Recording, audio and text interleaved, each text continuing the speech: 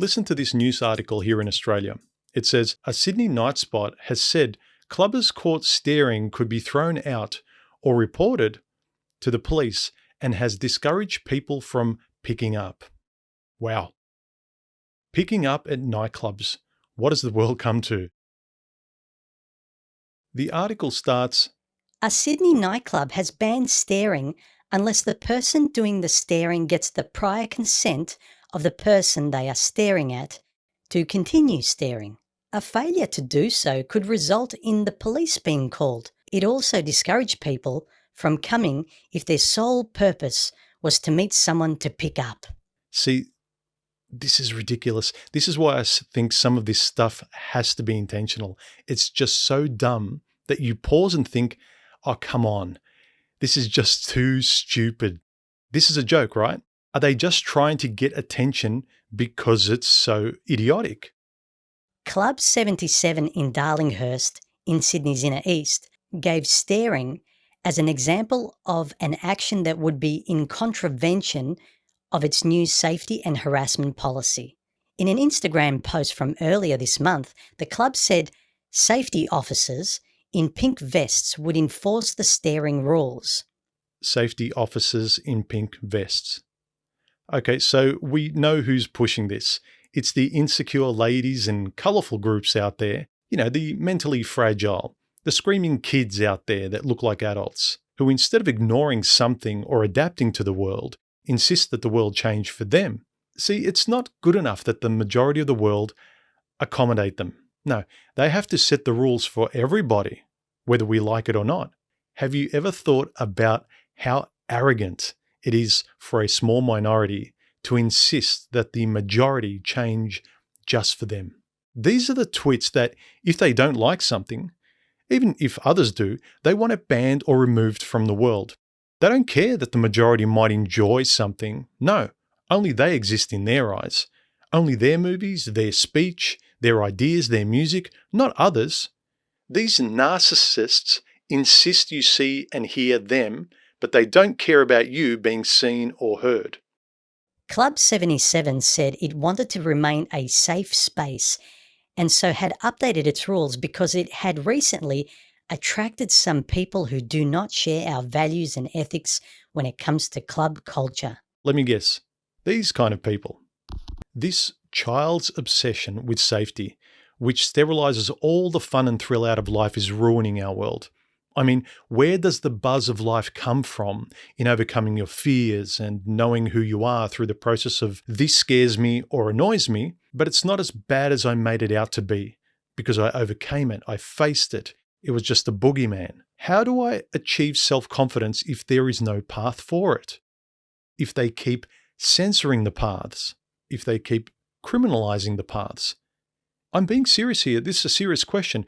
How do I know what I'm made of? How do I grow up?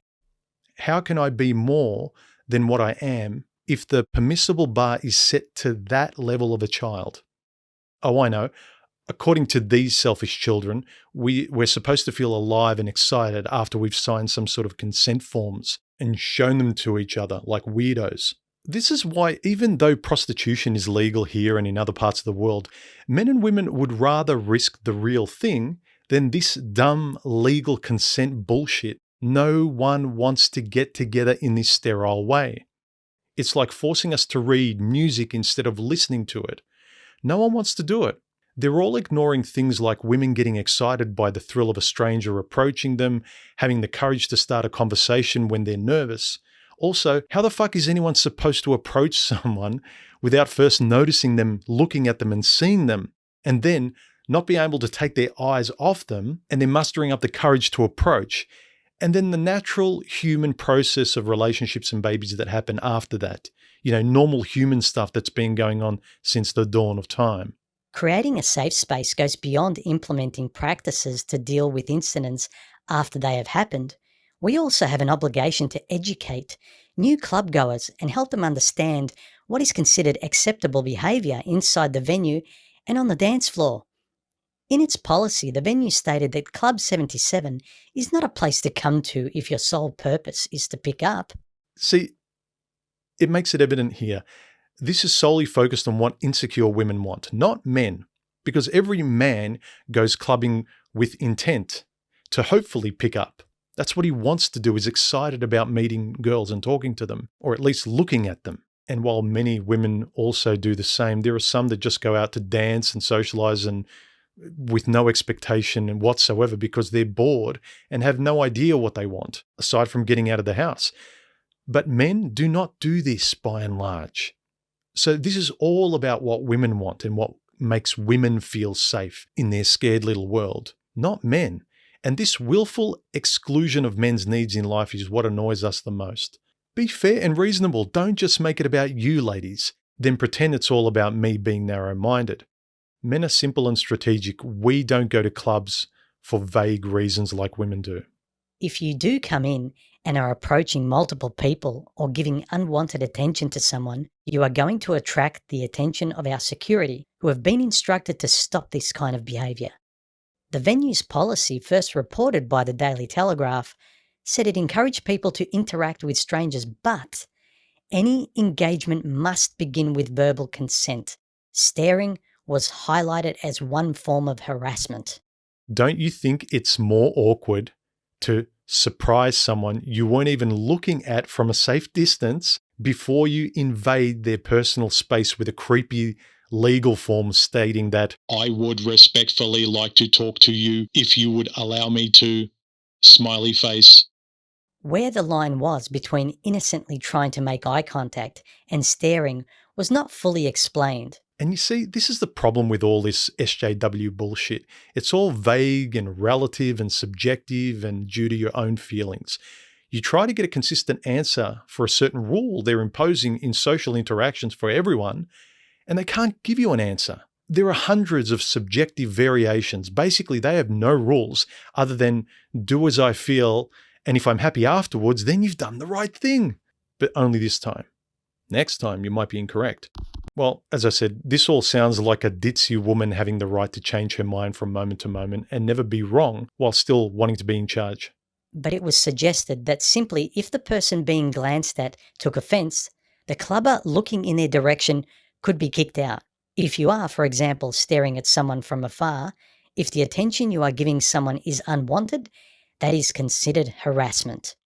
Okay, I understand if someone invades your personal space, and if a polite no thank you doesn't deter the creep, fine. But is the whole club your personal space? Is this the extent to which these women and SJW children think they're entitled to? The whole club?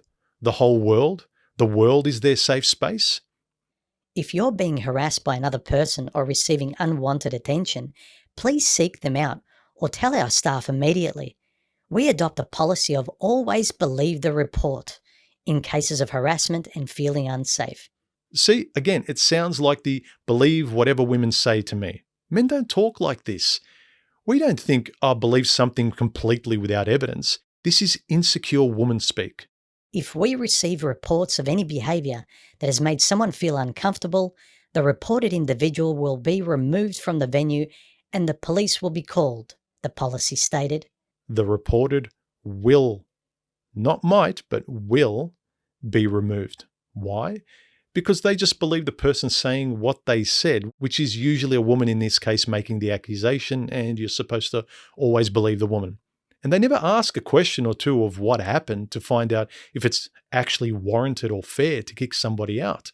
Look, if you want to sum up the right way to approach these overly sensitive girl power SJWs in a club, it's this. To them, this is the wrong way to approach women. But this is the right way to approach women. See, it's not that difficult, guys. If you just listen for once, geez, us men.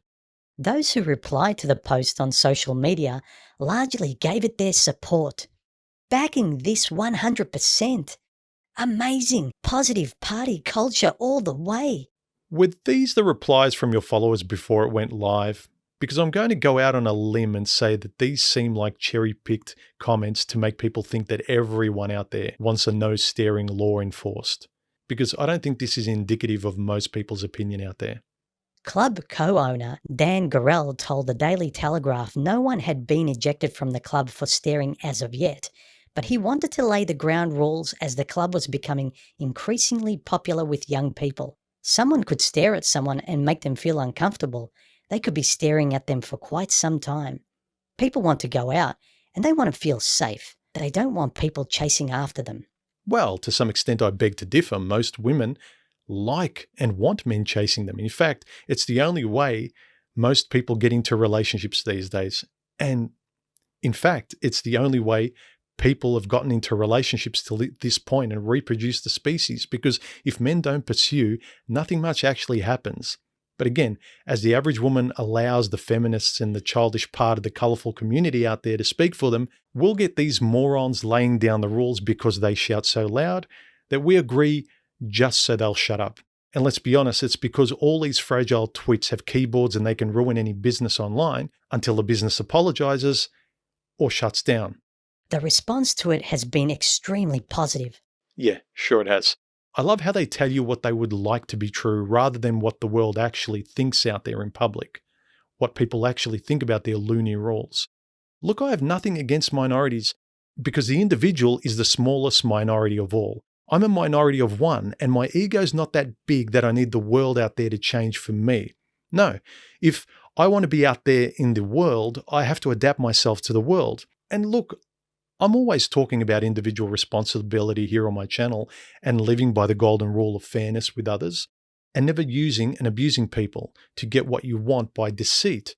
You know what I would like? I'd just like a clear map to not upsetting these snowflakes out there. I want to know your dance so I'm not always stepping on your toes every fucking time I want to make a move. Every move I make is wrong apparently, but you can't tell me what's right, can you?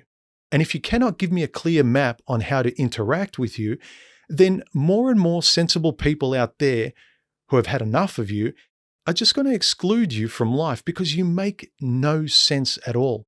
You're incomprehensible.